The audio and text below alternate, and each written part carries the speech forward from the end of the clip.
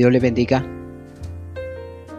A veces en la vida ocurren cosas y nosotros tratamos de leer las circunstancias y hallar una explicación y no la encontramos. Es como si necesitáramos descubrir o que se nos demostrara algo para entenderla. Y ese algo puede estar en el presente, ahora, o puede estar en el pasado. Bueno, la verdad de todo es que llegamos a donde estamos porque algo hicimos antes. Algo lo ocasionó. Y se hace necesario entenderlo. La Biblia nos muestra el caso de un rey que se llamó Ezequías, y este rey enfermó. Y llama la atención lo que hace Dios para sanarlo. Dice en Isaías 38, verso 7: y esto te será señal de parte de Jehová, que Jehová hará esto que ha dicho. He aquí, yo haré volver la sombra por los grados que ha descendido con el sol en el reloj de Acaz 10 grados atrás, y volvió el sol 10 grados atrás, por los cuales había ya descendido. ¿Cuál es el contexto? Ezequías está enfermo, es el rey de una nación que está amenazada, y es un rey que recibe una respuesta como producto de su oración después de saber que su enfermedad era de muerte. Pero también es cierto que la nación está en peligro, y Dios, como respuesta, le dice: Jehová, Dios de David tu padre, dice así: he oído tu oración y visto tus lágrimas. He aquí que yo añado a tus días 15 años, y te libraré a ti y a esta ciudad de mano del rey de Asiria, y a esta ciudad ampararé. Entonces, lo que llama la atención es la señal que Dios da. Pastor, Dios le bendiga. Gracias. Amén, hermano Fernando. Quiero preguntarle, porque aquí hay algo especial. ¿Por qué era necesario mostrarle esta señal al rey Ezequías para que él recibiera sanidad y que su reino fuera librado? Esta señal de que el sol retrocediera 10 grados por el reloj de Acaz se viera con ese tiempo de esa manera. Por favor, explíqueme. Bien, hermano Fernando, Dios le bendiga, y interesante la pregunta. Quiero saludar a la audiencia, a las personas que nos siguen, que nos escuchan y que están interesados en aprender más de Dios. Este es un programa muy bonito, muy ilustrativo, muy importante, el consejo de Dios. Entonces, quiero trasladarme a otro sitio para tratar de contestarle su pregunta, y es cuando un pueblo pedía rey. Estoy hablando del pueblo de Israel, que pidieron un rey, y la Biblia dice que Dios les concedió un rey.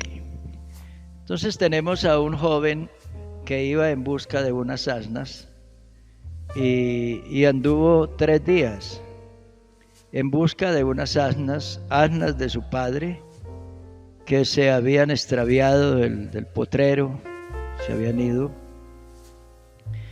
Y este joven fue en busca de esas asnas y se encontró con un reino, con un trono. Dice la Biblia que lo estaban esperando en un pueblo, lo estaba esperando el profeta y los ancianos del pueblo para coronarlo rey. Y luego que es coronado rey, es ungido como rey y es presentado a la nación como tal. Dice la Biblia que el profeta Samuel le dio unas indicaciones Y le dijo, le advirtió que le iban a suceder. Dijo, cuando se aparte de mí, cuando nos separemos tú y yo, comenzarán a sucederle algunas cosas, unas señales. En este momento, el profeta está mandando al joven rey hacia el futuro, cosas que iban a suceder en el futuro inmediato. Dice, hoy después que te hayas apartado de mí, hallarás 2 hombres junto al sepulcro de Raquel, en el territorio de Benjamín. Hay que recordar aquí que Saúl era de la tribu de Benjamín y que Benjamín era el hijo más joven de Jacob y la mujer que Jacob amaba, hijo de Raquel. Raquel tuvo 2 hijos, José y Benjamín. Y entonces justo de la tribu de Benjamín ahora es elegido uno de sus miembros como rey. Entonces aquí vemos 2 cosas. En la primera parte de este llamamiento, de las señales que le iban a ocurrir, la primera es que iban a suceder en el futuro inmediato. Le sucederán estas cosas. Y luego dice que debía llegar a la tumba de Raquel, donde había sido enterrada o sepultada esa patriarca, y era justamente la madre progenitora de esa tribu y a la vez la madre de ese rey, del rey Saúl. Entonces, en la primera parte, Saúl va al futuro para observar las cosas que iban a suceder en la vida de él como señal. Y en la segunda parte lo lleva al pasado. No sabemos cuánto tiempo, cuántos años atrás, tal vez muchos siglos. Lo lleva muchos años atrás al pasado, a la tumba de Raquel. Y esas 2 cosas, observe que Dios maneja el tiempo, Dios es eterno. La Biblia dice que Dios habita en la altura y en la santidad. Y para Dios no hay pasado ni futuro, sino que todo es un eterno presente. Entonces Dios maneja el tiempo dentro de su soberana voluntad, y si es necesario nos lleva al futuro, y si es necesario nos lleva al pasado. ¿Qué quiere decir? Que seguramente esta es una importante señal. Este rey empezaba con éxito su empresa, su reinado, y luego se truncaba su vida y su rumbo, y iban a tener unas dificultades, y el Señor lo lleva hasta un punto, Raquel, como para querernos decir, mire, es que hubo un punto malo y ciertas cosas que sucedieron hace mucho tiempo en esa joven Raquel, y esas cosas no se tuvo en cuenta solucionarlas, arreglarlas, y esas cosas han pasado los años, pero ahora siguen siendo un estorbo, un tropiezo y un peligro para la vida no solamente del personaje, sino para la vida de la tribu y para la vida, al fin de cuentas, la vida de la nación. Entonces ahora sí, con este juego de palabras que tenemos ahí, quiero tratar de responder su pregunta. El profeta Isaías llega a la casa, al palacio, y encuentra que Ezequías, el rey, está enfermo.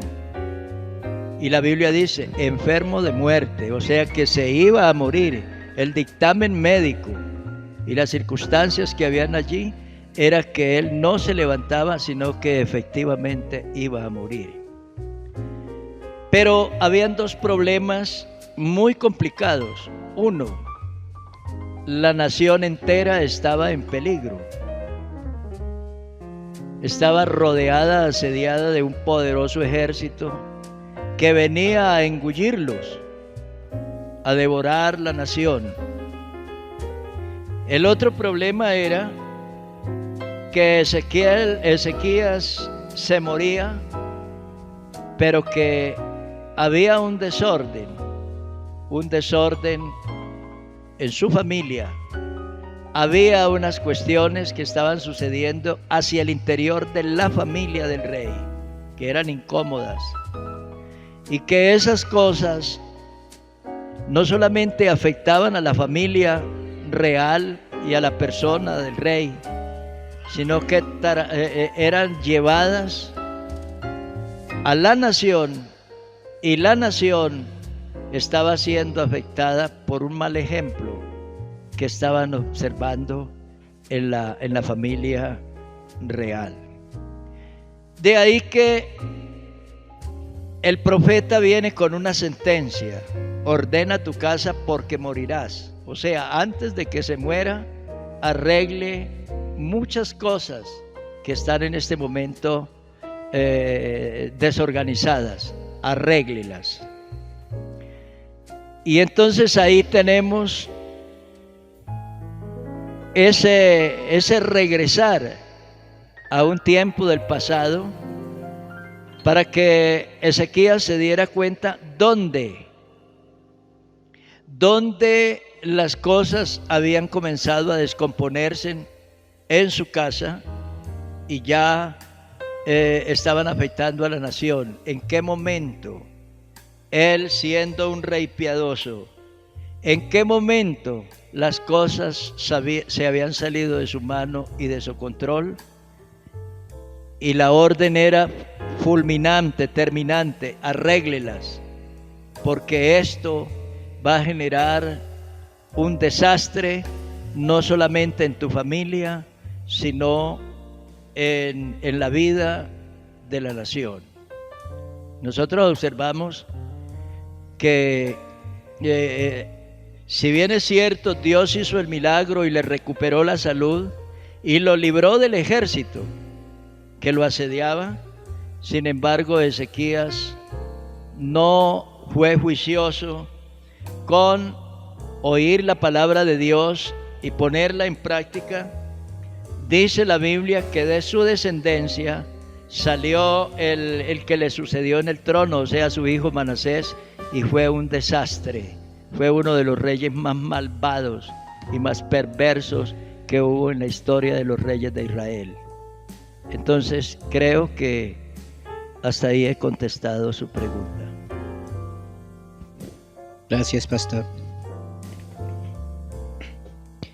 Hay otra situación que se encuentra en el libro de Ezequiel, que se le presenta o acontece a un profeta, al profeta Ezequiel.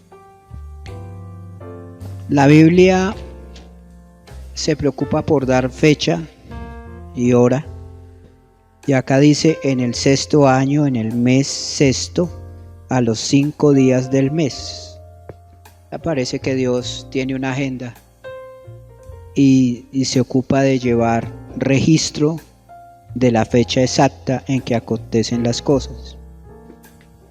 El profeta estaba en su casa orando, y vino el Señor y él tiene una visión. Él vio una figura de Dios.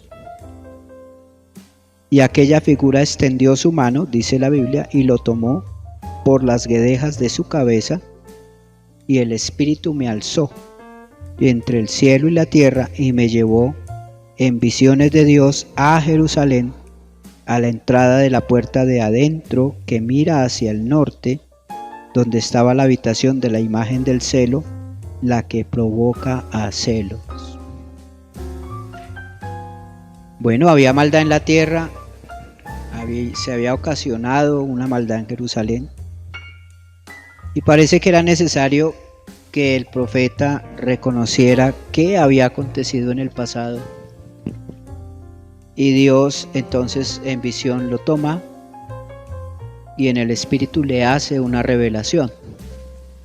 Y la pregunta es, ¿por qué era necesario que el profeta lo supiera? Pastor. Bueno, yo creo que esta tiene como una manera fácil de entenderla a la luz de lo que ya se dijo anteriormente en el ejemplo anterior. Dice la Biblia que este sacerdote y profeta Ezequiel estaba en Babilonia, era de los prisioneros allá en Babilonia. Seguramente él fue llevado cautivo muy niño, seguramente fue llevado a la cautividad muy niño, probablemente no pudo haber conocido el templo, pues era un niño muy pequeñito, y tampoco pudo saber muchas cosas del templo de Jerusalén, de sacerdotes y de la vida y cultura y religión de su nación. Y seguramente él como niño ahora ya era una persona mayor o adulto. Se preguntaba muchas veces, bueno, ¿por qué Dios fue tan severo con nosotros? ¿Por qué Dios nos castigó? Nos tiró al exilio, permitió que nos robaran, que nos maltrataran, que nos exiliaran y que nuestro templo fuera destruido y nuestra ciudad arrasada. ¿Por qué? Entonces a veces es importante que nosotros tengamos un conocimiento de por qué nos suceden las cosas, sobre todo las malas. ¿Por qué nos suceden? Como cuando una persona va viajando en su auto por una carretera, esa persona que va a viajar tiene que mirar que su auto esté funcionando, su sistema de luces de encendido, su sistema hidráulico, todo esté funcionando. Y en la eventualidad de llegar a tener un traspiés por allá en el viaje, en el camino, pues poder decir, es que no miré las llantas, o no miré la transmisión, o no miré alguna cosa, y por eso el carro se accidentó o quedó varado en el camino. Entonces, en lo espiritual es muy probable que también nos sucedan cosas y nosotros hasta lleguemos a pensar, hombre, Dios es como injusto, vea cómo me está tratando a mí. ¿Pero por qué? Entonces Dios, para querer satisfacer nuestra curiosidad y convencernos de que es que hemos actuado mal y que hay cosas que las hemos manejado por fuera de su temor o por fuera de la obediencia o del debido respeto a la palabra de Dios, Dios tiene que convencernos de que el culpable no es Él, sino nosotros.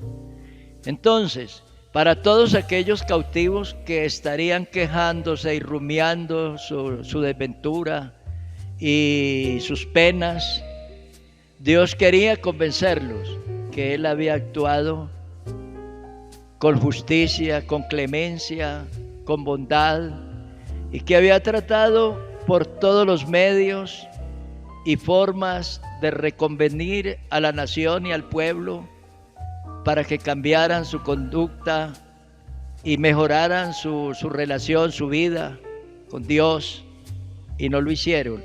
Entonces Dios toma a Ezequiel de las guedejas, dice de aquí del cabello, lo toma desde Caldea y el Espíritu Santo lo transporta. Fue un viaje de más de 2000 kilómetros que el Espíritu Santo lo trasladó en visión desde Caldea hasta Jerusalén, y el Espíritu Santo lo llevó al templo. Y dice que Ezequiel en el templo se encontró que en el lugar donde Dios estaba, donde Dios habitaba, seguramente el lugar santísimo, donde yacía o donde se encontraba el arca de Dios, en medio de los querubines y donde Dios resplandecía. En ese lugar no estaba Dios, sino un ídolo, un Dios pagano.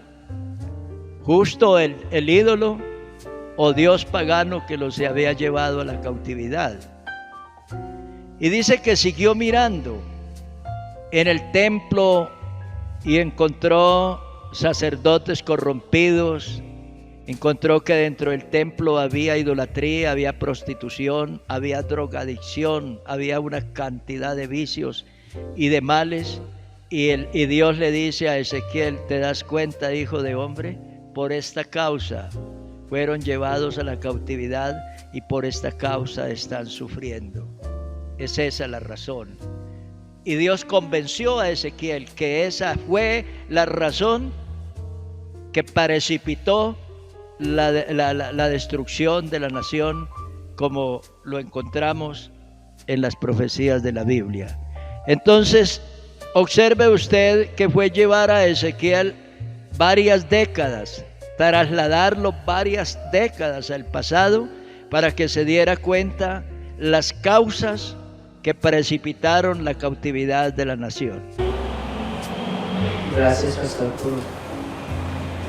por hacernos ver un rasgo del carácter de Dios, y es un rasgo que no todas las personas comprendemos a la ligera, si no nos interesamos por buscar una explicación.